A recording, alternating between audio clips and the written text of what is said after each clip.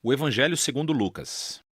É um dos relatos mais antigos da vida de Jesus e, na verdade, é a primeira parte de uma coleção de 2 volumes, Lucas e Atos.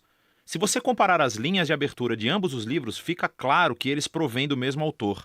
E há indícios internos no livro de Atos, assim como uma tradição antiga que identificam o autor como sendo Lucas, o companheiro de viagem colaborador do apóstolo Paulo, que também sabemos que era médico. Lucas começa o seu trabalho com um prefácio explicando como e por que ele escreveu esse livro. Ele reconhece que há outros relatos muito bons da vida de Jesus. Mas ele queria voltar às tradições de testemunhas oculares do maior número possível de discípulos, a fim de produzir o que ele chamou de um relato sobre todas as coisas que foram cumpridas entre nós. Essa palavra, cumpridas, nos mostra por que Lucas escreveu esse relato. Para ele, a história de Jesus não é apenas uma história antiga.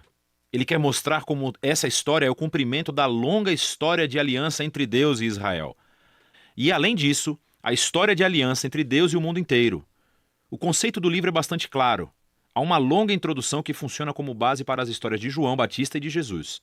E nos capítulos 3 a 9, Lucas pinta um retrato robusto de Jesus e a sua missão na região natal da Galileia. Depois disso, uma grande parte do livro descreve a longa jornada de Jesus até Jerusalém.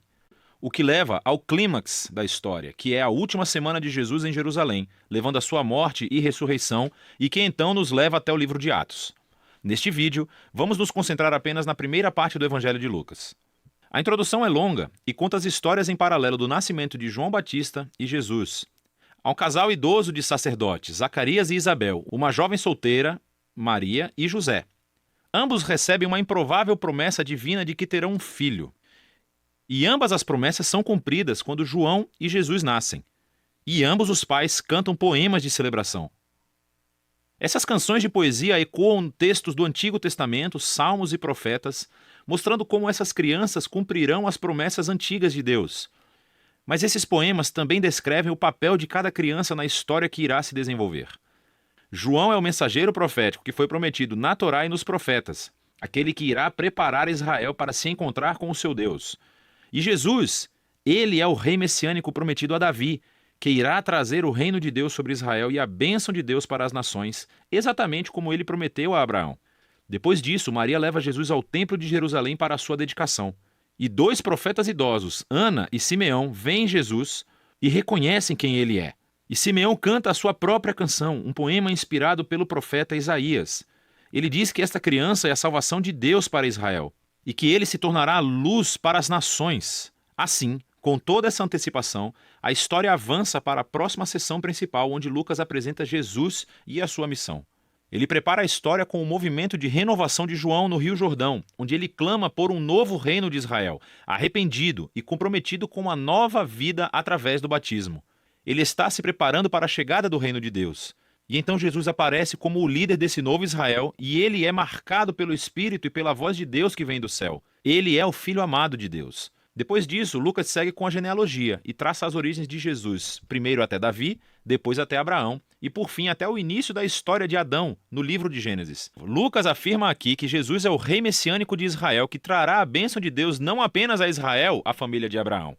Ele veio para todos os filhos de Adão, para toda a humanidade. Depois disso, Lucas estrategicamente relata a história de Jesus seguindo rumo à sua cidade natal, Nazaré, onde ele inicia a sua missão pública. Em uma reunião na sinagoga, Jesus se levanta e lê do livro de Isaías dizendo: "O Espírito do Senhor está sobre mim, para pregar boas novas aos pobres e liberdade para os prisioneiros, nova visão para os cegos e libertação aos oprimidos."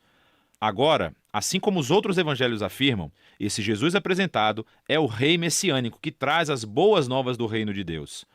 Mas o que Lucas destaca de uma maneira única são as implicações sociais da missão de Jesus. Então ele traz liberdade, cuja palavra grega é aphesis. Literalmente significa libertação e se refere à antiga prática judaica do ano do jubileu, descrita em Levítico 25. É quando todos os escravos israelitas foram libertados, quando as dívidas das pessoas foram canceladas, quando a terra vendida foi devolvida às famílias. É tudo uma reencenação simbólica da justiça e da misericórdia libertadora de Deus. E então Jesus diz que esta boa nova de libertação é especificamente para os pobres. Agora, no Antigo Testamento, os pobres, ou em hebraico, ani, fazem parte de uma categoria muito mais ampla do que apenas as pessoas com pouco dinheiro. Refere-se também às pessoas de classe social baixa na sua própria cultura, como pessoas com deficiência, assim como mulheres, crianças e idosos. Também pode incluir pessoas forasteiras, como pessoas de outros grupos étnicos ou pessoas cujas más decisões de vida colocaram-nas fora de círculos religiosos aceitáveis. E Jesus diz que o reino de Deus é especialmente uma boa nova para essas pessoas. Então, depois disso, Lucas imediatamente coloca diante de nós um bloco grande de histórias, mostrando-nos como é a boa nova de Jesus para os pobres. Ela envolve a cura de uma mulher doente acamada, ou de um homem que tem uma doença de pele, ou alguém que esteja paralisado. Há histórias aqui também sobre Jesus acolhendo na sua comunidade um cobrador de impostos, Levi, que não é financeiramente pobre, mas um forasteiro social. Há uma história sobre Jesus perdoando uma prostituta. Lucas nos mostra como o reino de Jesus trouxe restauração e inversão das circunstâncias de uma vida inteira.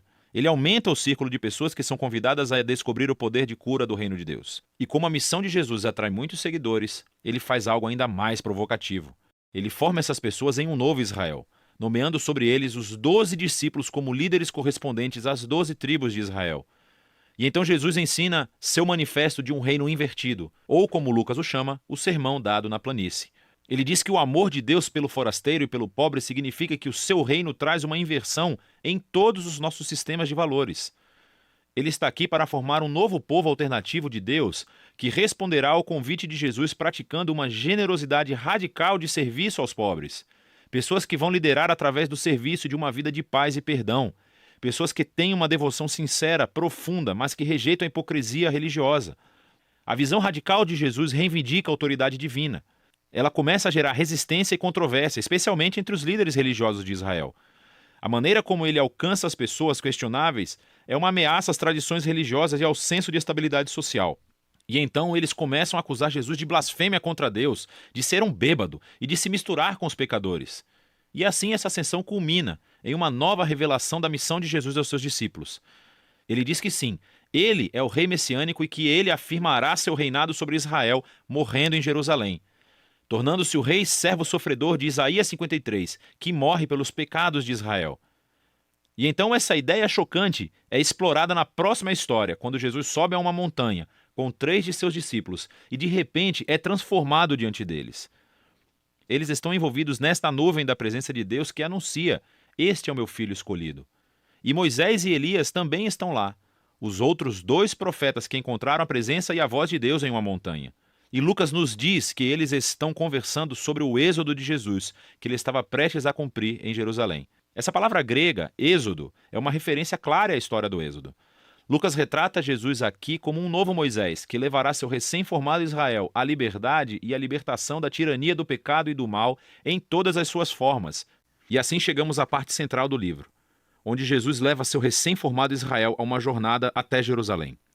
Essa parte do livro consiste principalmente do ensino de Jesus através de parábolas, que é dado na estrada para várias pessoas que ele encontra, principalmente aqueles que fazem parte do seu crescente grupo de discípulos. E dessa maneira, Lucas descreve o ato de seguir Jesus como sendo uma jornada. É algo que você faz à medida que aprende a caminhar na vida. Então, primeiro, Jesus convida os seus discípulos para fazer parte da sua missão, enviando um grupo para ir antes dele, anunciando o reino de Deus. Então, ser um discípulo, desde o início, significava participar da missão do reino de Jesus, tornando-a sua. E quando os discípulos de Jesus retornam, ele começa a ensiná-los sobre a oração, sobre confiar na providência de Deus. E, na verdade, são nesses capítulos de Lucas que Jesus fala mais sobre dinheiro, posses materiais e generosidade do que em qualquer outro lugar dos seus ensinamentos. Se seguir Jesus é verdadeiramente uma jornada de vida, deve produzir em nós essa mentalidade minimalista, criando uma liberdade de posses materiais e permitindo uma generosidade radical.